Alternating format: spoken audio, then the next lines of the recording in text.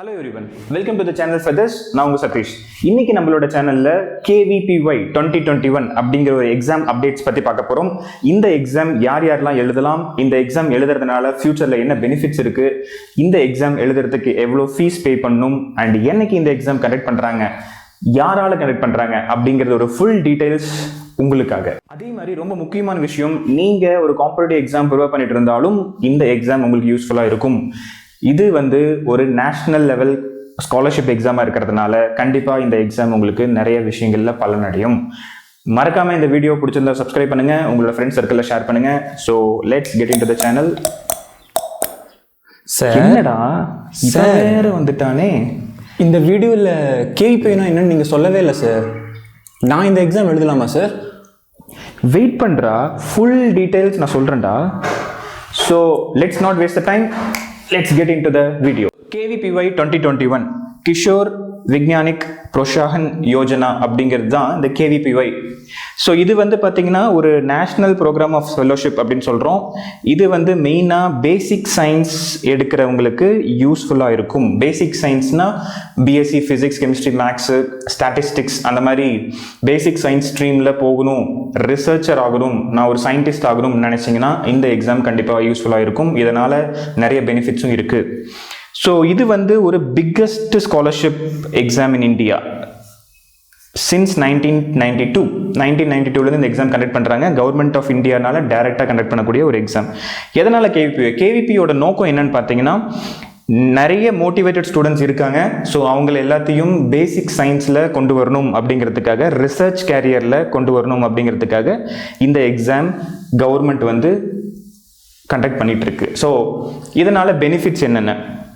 So first benefits பார்த்தீங்கன்னா scholarship கிடைக்கும். So நீங்கள் ஒரு எக்கனாமிக்கலி புவர் பேக்ரவுண்டாக இருந்தீங்கன்னா, இல்லை நீங்கள் சயின்ஸில் உங்களால் நல்லா பண்ண முடியும், உங்களுக்கு அந்த திறமை இருக்குது அப்படின்னு நினச்சிங்கன்னா, பட் எக்கனாமிக்கலி உங்களுக்கு பிரச்சனை இருக்குது அப்படின்னு நினச்சிங்கனாலும் இந்த எக்ஸாம் கண்டிப்பாக யூஸ்ஃபுல்லாக இருக்கும். ஏன்னா ஃபெலோஷிப் பர் மந்த் 5,000 பிஎஸ்சி படிக்கும் பொழுது ஃபஸ்ட்டு 3 வருஷத்துக்கு கிடைக்கும். அது மட்டும் இல்லை, அது கூட சேர்த்து ஒரு 20,000 rupees இயர்லியும் கிடைக்கும் இந்த ஃபெலோஷிப்னால.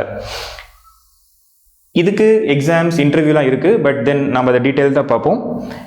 அப்புறம் கடைசி 2 வருஷம், அதாவது எம்எஸ்சி நீங்கள் படிக்கும் பொழுது, எம்எஸ்சியில் படிக்கும்போது உங்களுக்கு 7,000 rupees ப்ளஸ் 28,000 rupees கிடைக்கும்.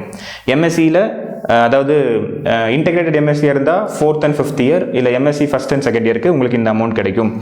பட் இந்த அமௌண்ட் உங்களுக்கு கண்டினியூ ஆகணும்னா நீங்கள் 60% மினிமம் இந்த ஓபிசியாக இருந்தால், ஜென்ரலாக இருந்தால் மெயின்டைன் பண்ணிக்கிட்டே இருக்கணும்.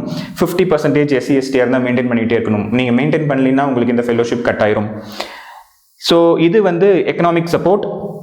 செகண்ட் பார்த்தீங்கன்னா உங்களுக்கு ஐசர் ஐஏஎஸ்சி அப்படிங்கிறது ஒரு டாப் மோஸ்ட் இன்ஸ்டியூட்டுக்கு டைரக்ட் அட்மிஷன் கிடைக்கும். இந்தியன் இன்ஸ்டியூட் ஆஃப் சயின்ஸ் அப்படிங்கிறது தான் IISc, and Indian institute of science and educational research அப்படிங்கிறது தான் ஐசர். ஸோ இந்த 2 இன்ஸ்டியூட்டுக்குமே உங்களுக்கு டைரக்ட் அட்மிஷன் கிடைக்கும். Access to top library and laboratories India. So நீங்கள் ரிசர்ச் கேரியரில் இன்ட்ரெஸ்ட்டாக இருக்கிறதுனால நீங்கள் எந்த லேபுக்கு வேணாலும் போய் ஒர்க் பண்ணலாம். உங்களுக்கு ரிசர்ச் ஐடியா இருந்துச்சுன்னா, நீங்கள் KVPY ஃபெலோஷிப் வாங்கியிருந்தீங்கன்னா எந்த லேபுக்கு வேணாலும் ஈஸியாக பர்மிஷன் கிடைக்கும். அது மட்டும் இல்லை, நம்ம இந்தியாவில் பார்த்தீங்கன்னா நிறைய டாப் மோஸ்ட் எஜுகேஷன் இன்ஸ்டியூட்டாக இருக்கட்டும், இல்லை யூனிவர்சிட்டியாக இருக்கட்டும், அதில் சம்மர் ரிசர்ச் ஃபெலோஷிப் ப்ரோக்ராம்ஸ் நடக்கும். ஸோ இந்த மாதிரி சம்மர் ரிசர்ச் ஃபெலோஷிப் ப்ரோக்ராம்லாம் நிறைய பேர் அப்ளை பண்ணுவாங்க. ஸோ நீங்கள் KVPY ஃபெலோ இருந்துட்டு நீங்கள் அப்ளை பண்ணிங்கன்னா ஈஸியாக நீங்கள் அதில் செலக்ட் ஆகிடலாம். ஸோ இந்த 4 அட்வான்டேஜஸும் உங்களுக்கு KVPY எக்ஸாம் மூலிமா கிடைக்கும். நவ் இந்த எக்ஸாம்ஸ் எப்படி கண்டக்ட் பண்ணுறாங்க, என்ன பேட்டர்னில் இருக்குது, அண்ட் எந்த மாதிரி கேட்டகரிஸில் இந்த எக்ஸாம் பிரிக்கப்பட்டிருக்கு? ஸோ நம்பர் 1 SA அப்படிங்கிற ஒரு category, number 2 SX, number 3 SB. So SA அப்படிங்கிற கேட்டகரி பார்த்தீங்கன்னா 11th நீங்கள் படிச்சுட்டு இருந்தீங்கன்னா உங்களுக்கு இந்த எக்ஸாம், நீங்கள் 11th இப்போ தான் 10th முடிச்சுட்டு 11th ஜாயின் பண்ணுறீங்க. ஸோ 11th ஜாயினிங்லே இந்த எக்ஸாம்ஸ் நீங்கள் எடுக்கலாம். 11th கம்ப்ளீட் பண்ணியிருக்கணும் அவசியம் கிடையாது. 11th ஸ்டடியிங் ஸ்டூடெண்ட்ஸ் எல்லாருமே இந்த எக்ஸாம் எழுதலாம்.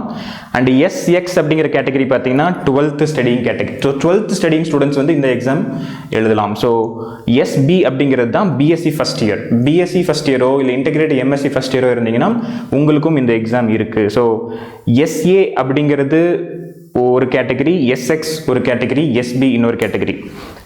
ஆல்ரைட். ஸோ இந்த SA அப்படிங்கிற கேட்டகரிக்கான எக்ஸாம் வந்து பார்த்தீங்கன்னா எப்படி கண்டக்ட் பண்ணுவாங்க? ஸோ இதில் physics, chemistry, maths and then biology 4 subject இருக்குது.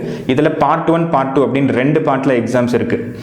ஸோ இந்த பார்ட் 1 அப்படிங்கிறது வந்து பார்த்தீங்கன்னா 2 பார்ட்னா ஒரே எக்ஸாமில் ஒரே 3 hours தான், அதில் 2 போர்ஷன்ஸாக பிரிச்சிருக்காங்க. ஸோ இந்த பார்ட் 1 அப்படிங்கிறதுல ஒவ்வொரு சப்ஜெக்ட்லையும் 15 கொஷின் வரும். அதே மாதிரி பார்ட் 2ல் ஒவ்வொரு சப்ஜெக்ட்லேயும் 5 கொஷின் வரும்.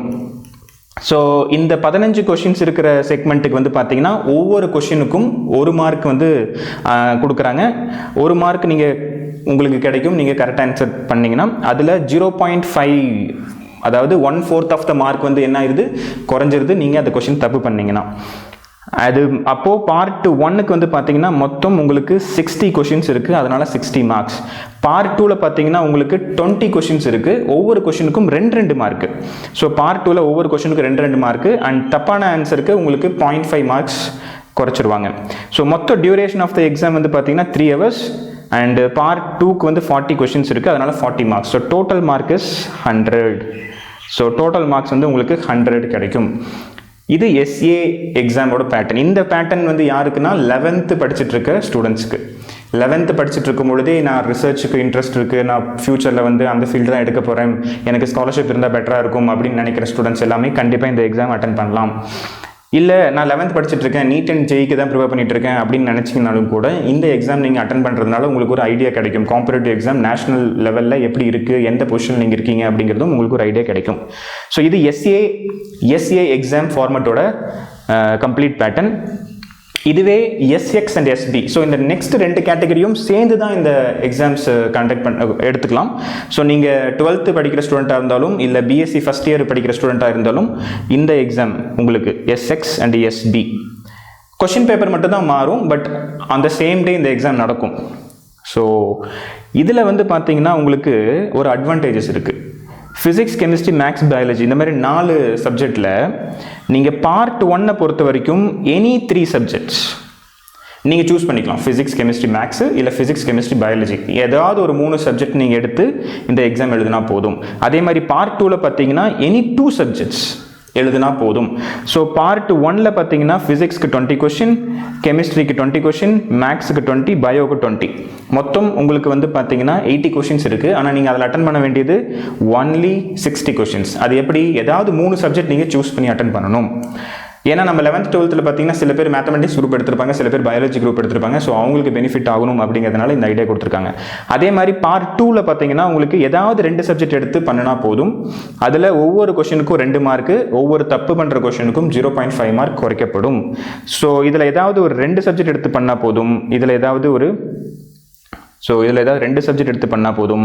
இந்த சப்ஜெக்ட் எல்லாவது 3 சப்ஜெக்ட் எதில் எடுக்கணும், நீங்கள் பார்ட் 1ல் எடுக்கணும்.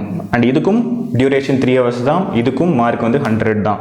ஸோ நீங்கள் 12th படிச்சுட்டு இருக்க ஸ்டூடெண்ட்டாக இருந்தால், இல்லை BSc படிக்கிற ஸ்டூடெண்ட்டாக இருந்தாலும், இல்லை இன்டெகிரேட்டட் MSc ஃபஸ்ட் இயராக இருந்தாலும் இந்த எக்ஸாம் உங்களுக்கு யூஸ்ஃபுல்லாக இருக்கும். ஆல்ரைட், சரி. இது வந்து எப்படி கண்டக்ட் பண்ணுறாங்க? கம்ப்ளீட் ஆன்லைன் பேஸ்டு எக்ஸாம் தான். ஸோ கம்ப்யூட்டர் பேஸ்டு டெஸ்ட் தான் இது. இதில் வந்து பார்த்தீங்கன்னா உங்களுக்கு மார்க் டெஸ்ட் ப்ராக்டிஸ் பண்ணுறதுக்காக KVPY வெப்சைட்டில் கொடுத்துருக்காங்க. ஸோ உங்களுக்கு அது ப்ராக்டிஸ் பண்ணுறதுக்கு யூஸ்ஃபுல்லாக இருக்கும். கண்டிப்பாக போய் பாருங்கள். நான் உங்களோட வெப்சைட்டோட லிங்க்கும் டிஸ்கிரிப்ஷனில் கொடுத்துருக்கேன். அண்ட் KVPY ஃபெல்லோஷிப் வந்து பார்த்தீங்கன்னா இதுக்கு முன்னாடி வரைக்கும் ரிட்டன் எக்ஸாம் ப்ளஸ் இன்டர்வியூ இருந்துச்சு. So this is a biggest advantage. இப்போது இன்டர்வியூ கிடையாது. So only based on written exam மட்டும்தான், ஆப்டிடியூட் டெஸ்ட் இதை பேஸ் பண்ணி மட்டும்தான் உங்களுக்கு அந்த ஃபெல்லோஷிப் கொடுக்க போகிறாங்க. உண்மையாலுமே இது ரொம்ப ரொம்ப நல்ல விஷயம். ஸோ காம்படிஷன்ஸ் வந்து பார்த்தீங்கன்னா கம்ப்ளீட்லி பேஸ்ட் ஆன் டெஸ்ட் மட்டும்தான், இன்டர்வியூ கிடையாது. So this is important. So இது வரைக்கும் பார்த்தீங்கன்னா இன்டர்வியூ இருந்துச்சு, ரிட்டன் எக்ஸாம் இருந்துச்சு. இப்போ இன்டர்வியூ கிடையாது, ஒன்லி ரிட்டன் டெஸ்ட் மட்டும். அதை பேஸ் பண்ணி மட்டும் உங்களுக்கு ஸ்காலர்ஷிப் கொடுக்க போகிறாங்க. அண்ட் இம்பார்ட்டன்ட் டேட்ஸில் வந்து பார்த்தீங்கன்னா உங்களுக்கு என்னைக்கு அப்ளிகேஷன்ஸ் க்ளோஸ் ஆகுது. ஸோ 25th of August வந்து அப்ளிகேஷன் க்ளோஸ் ஆயிரும். 12th July 5 PM ஸ்டார்ட் பண்ணிட்டாங்க. ஸோ ஆல்மோஸ்ட் இப்போ ஒரு 15-16 டேஸ்க்கு மேலே ஆச்சு. ஸோ இந்த பர்டிகுலர் அப்ளிகேஷன் எப்போ க்ளோஸ் ஆகுதுன்னா 25th of August. இன்னும் நமக்கு டைம் இருக்குது. ஸோ மறக்காமல் அப்ளை பண்ணிடுங்க. அதே மாதிரி எக்ஸாம் டேட் வந்து 7th of November. So 7th of November நல்ல டைம் இருக்குது உங்களுக்கு எக்ஸாம் ப்ரிப்பேர் பண்ணுறதுக்கு. கண்டிப்பாக இது உங்களுக்கு யூஸ்ஃபுல்லாக இருக்கும் இந்த டைம் டியூரேஷன். ஸோ இந்த அப்ளிகேஷன் லிங்க் வந்து நான் டிஸ்கிரிப்ஷனில் கொடுத்துருக்கேன். இம்பார்ட்டன்ட் டேட்ஸ் நோட் பண்ணிக்கோங்க, அதுக்குள்ளே ஃபில் பண்ணிடுங்க. ஸோ இதை ஃபில் பண்ணுறதுக்கு எவ்வளோ சார்ஜ் அவங்க பண்ணுறாங்க? ஸோ பேசிக் 3 ஸ்டெப்ஸ், என்னென்ன முக்கியமான ஸ்டெப்ஸ் நீங்கள் ஃபாலோ பண்ணணும். ஒன்று ரெஜிஸ்ட்ரேஷன், அதே மாதிரி உங்களோட details, academic details, 10th pass பண்ணியிருந்தீங்கன்னா 10th சர்டிஃபிகேட் டீட்டெயில்ஸ், இல்லை 12th வந்து பாஸ் பண்ணிட்டு பிஎஸ்சி ஃபஸ்ட் இயர் இருந்தீங்கன்னா அதோட டீட்டெயில்ஸு, அதே மாதிரி ஃபோட்டோ, சென்டர் நீங்கள் சூஸ் பண்ணணும், சிக்னேச்சர், வேறு ஏதாவது சர்டிஃபிகேட்ஸ் கேட்குறாங்களான்னு பார்த்துட்டு அந்த சர்டிஃபிகேட்ஸும் நீங்கள் ரெடியாக எடுத்து வச்சுருங்க. ஸோ லிங்க்கில் போய் பாருங்கள், உங்களுக்கு ஃபுல் டீட்டெயில்ஸ் கொடுத்துருப்பாங்க. அதே மாதிரி இதோட பேமெண்ட் வந்து பார்த்தீங்கன்னா debit card, internet banking, UPI இது மூலியமாக உங்களால் பேமெண்ட் பண்ண முடியும். நீங்கள் ஓபிசி இல்லை ஜென்ரலாக இருந்தால் 1250, இல்லை எஸ்சி எஸ்டியாக இருந்தீங்கன்னா 625 பே பண்ணி நீங்கள் இந்த அப்ளிகேஷன் ஃபார்ம் ஃபில் பண்ணிக்கலாம். ஸோ இதோட லிங்க் நான் உங்களுக்கு டிஸ்கிரிப்ஷனில் கொடுத்துருக்கேன், மறக்காமல் அதை போய் விசிட் பண்ணுங்கள். ஸோ இந்த எக்ஸாம் நீங்கள் எழுதுங்க, கண்டிப்பாக யூஸ்ஃபுல்லாக இருக்கும். இந்த வீடியோ உங்களுக்கு பிடிச்சிருந்துச்சுன்னா, இல்லை உங்கள் ரிலேட்டிவ்ஸோ இல்லை உங்கள் ஸ்டூடெண்ட்ஸோ இல்லை உங்கள் ஃப்ரெண்ட்ஸ் யாராவது KVPY எக்ஸாம் எழுதணும்னு நினச்சாங்கன்னா கண்டிப்பாக இந்த வீடியோ ஷேர் பண்ணுங்கள், அவங்களுக்கும் யூஸ்ஃபுல்லாக இருக்கும். ஸோ வேறு ஒரு இன்ட்ரெஸ்டிங் வீடியோவில் நான் உங்களை சந்திக்கிறேன். Until then, bye.